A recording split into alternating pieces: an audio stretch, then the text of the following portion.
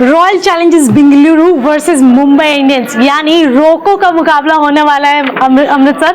आज रायपुर में मैच खेला जाना है चिन्ना स्वामी के बजाय। आरसीबी जो है जिनको क्वालिफाई करने के लिए 2 मुकाबले जीतने हैं, एमआई बाहर हो ही चुकी है, तो ऑब्वियसली बात है वो आरसीबी को चाहेगी कि पीछे खींचे यानी रोको को। अब जो पिछला मुकाबला था आरसीबी हार कर आ रही है, वहीं एमआई जो है उन्होंने पिछला मुकाबला जीत लिया है। तो आपके साथ प्रेडिक्शन पर बात करेंगे, प्लेयर टू वॉच आउट आपसे जानेंगे। शुरुआत करते हैं पहले दोनों ही टीम से, रोको की। दोनों पे आप अपनी थोड़ी दृष्टि डालिए।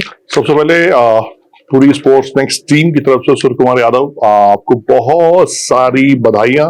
yes. आपकी जिंदगी में नई खुशियां आए, बहुत बाहर आए। आप बीइंग जैसे आपने क्रिकेट में मोस्ट फेमस कैप्टन और मोस्ट पॉपुलर कैप्टन का जो दर्जा हासिल किया है, वैसे ही बेस्ट फादर बने आप। ये दुआ हमारी पूरी टीम की तरफ से है।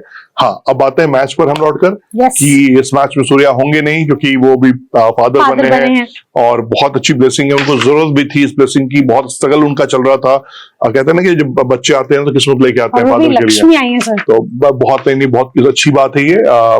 सूर्या भाई बेस्ट ऑफ लक, और पार्टी प्लीज हमें दे दीजिएगा। इस बात से आप कुछ मतलब कंजूसी मत करना, करते भी नहीं है वैसे हालांकि वो। चलो अब बात कर लेते हैं मैच की। तो आरसीबी का काम खराब करने के लिए बिल्कुल आपने सही कहा, मुंबई इंडियंस टीम। सुबह का भी मैच हमने देख लिया था चेन्नई, और उसका मैच में भी यही था कि ये लखनऊ हम तो काम खराब करने बैठे हैं, आपको लेके ही डूबेंगे। हाँ, तो ये भी लेकिन बट आरसीबी के साथ सबसे प्लस पॉइंट क्या है कि उनको बहुत ज्यादा टेंशन है नहीं। उनको 12 अंक है, 2 मैच जीतने हैं उनको 16 पॉइंट के लिए, 4 मुकाबले बचे, 4 बचे हुए हैं। लेकिन मैं ये मानता हूं कि लगातार आरसीबी एक ऐसी टीम है वर्ल्ड कप में, पूरे आईपीएल की अगर हम बात करें, तो वो इतना ज्यादा टेंट झेल नहीं सकती। वो बहुत जल्दी रिकवर करते हैं अपने आप को, बहुत जल्दी ऊपर लेके आते हैं। और रीजन है, रीजन इसलिए मैं बता रहा हूं आपको कि अब चलो ठीक है, रोहित शर्मा का बल्ला चल गया, रिकल्टन का बल्ला चल ही रहा है, रिकल्टन हम देख ही रहे हैं।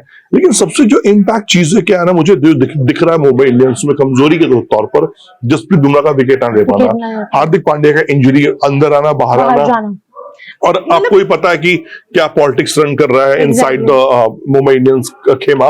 वो है सेंटनर, जो टॉप गेंदबाज स्पिनर्स, उनका विकेट न लेना, उनका ट्रेंट बोल्ट पूरी तरह से आउट ऑफ फॉर्म है। शार्दुल ठाकुर की बात मैं कर लूं, यहाँ पर शुरुआत अच्छी हुई थी सर शार्दुल की, बस लेकिन वो कंटिन्यू नहीं हो पाया, कंसिस्टेंसी नहीं दिखी। In that mean Mumbai out of race में ही आप बाहर हो चुका है।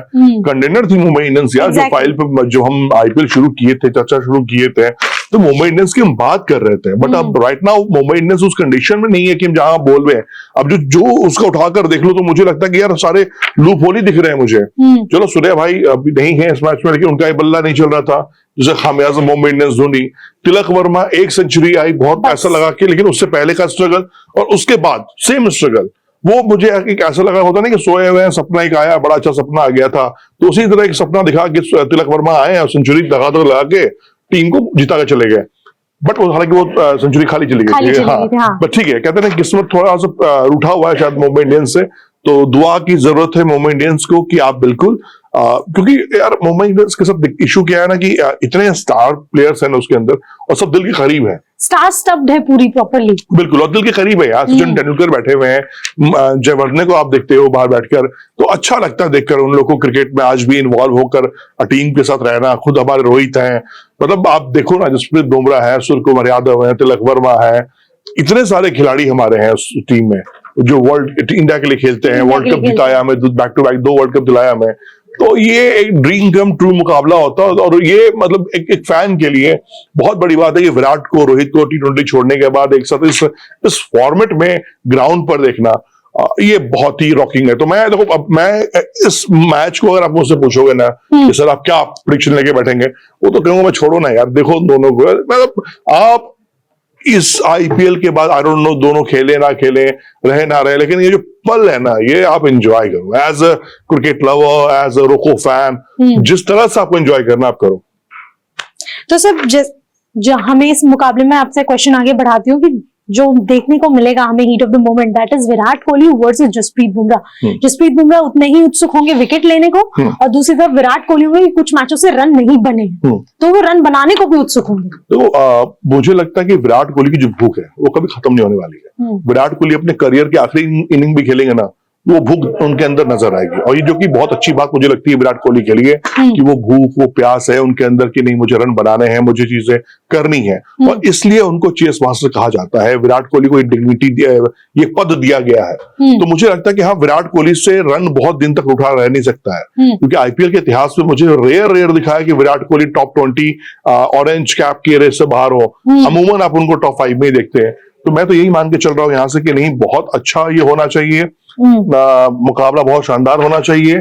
टॉस पे बहुत कुछ निर्भर करेगा कि आरसीबी पहले खेल रही है या मुंबई पहले खेल रहा है। जो खेले, अगर आरसीबी रन चेस करने में विराट कोहली स्ट्रांग है, टीम भी यही करती है उनकी, टॉस जीतने के बाद गेंदबाजी चुनना पसंद करते हैं, तो देखना होगा क्या। और हालांकि रायपुर में थोड़े से ड्यू फैक्टर होता है, परेशानी होती है, तो जो भी टीम जीतेगी वो पहले शायद गेंदबाजी करना पसंद करेगी।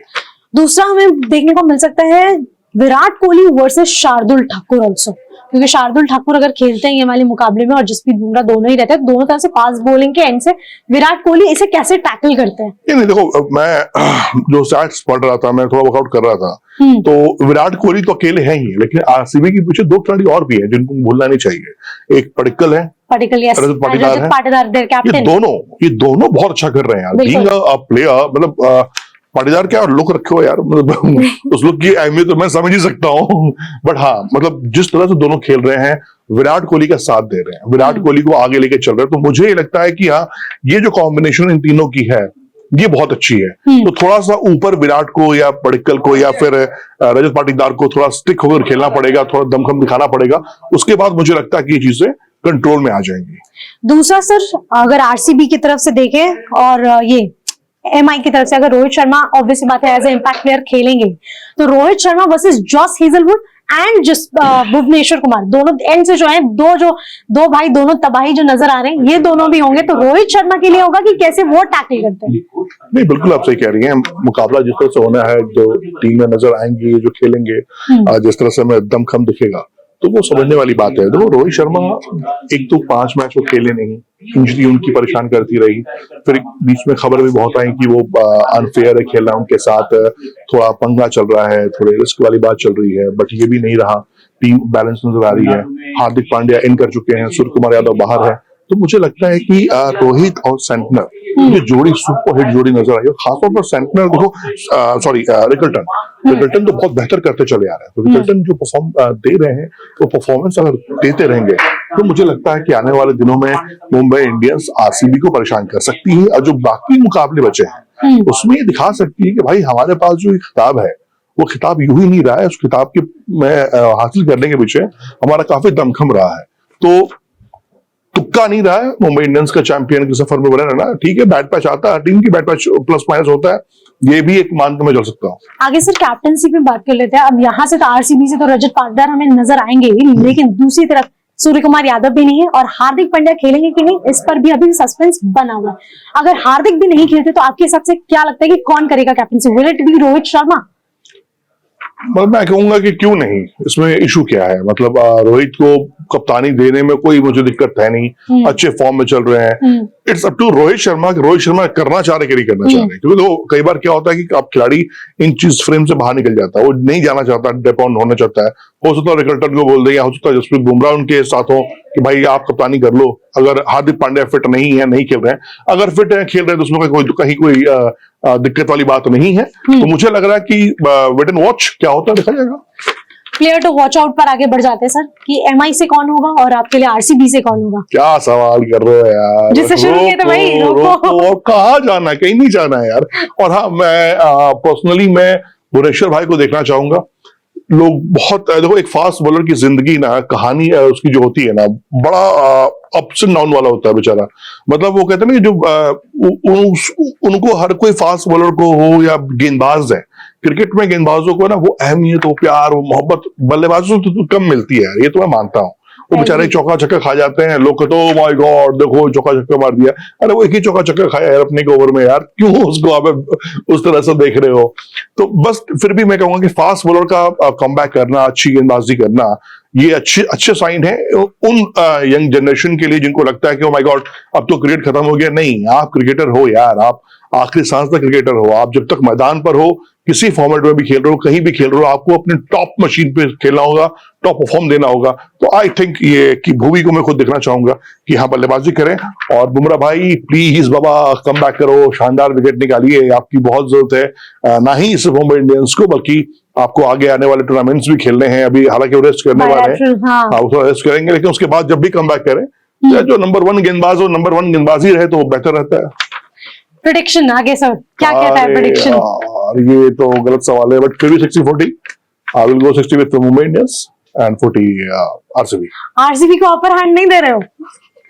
इनके दिक्कत क्या है ना कि यार इनके चल रहे हैं, रिकल्टन है, रोहित आ गया है, परफॉर्म कर रहे हैं, और मुझे आई डोंट नो ऐसा क्यों लग रहा है कि जिस तरह की बल्लेबाजी इनकी मुझे नजर आ रही है, अमन धीर भी है इसमें, है वो भी अच्छा बल्लेबाजी कर रहे हैं, तो जिस तरह से टीम आगे बढ़ रही है तो मुझे लगता है कि मुंबई इंडियंस थोड़ा पलड़ा भारी रख सकती है, परेशान करेगी यहाँ पर, क्योंकि खोने कुछ है नहीं ना।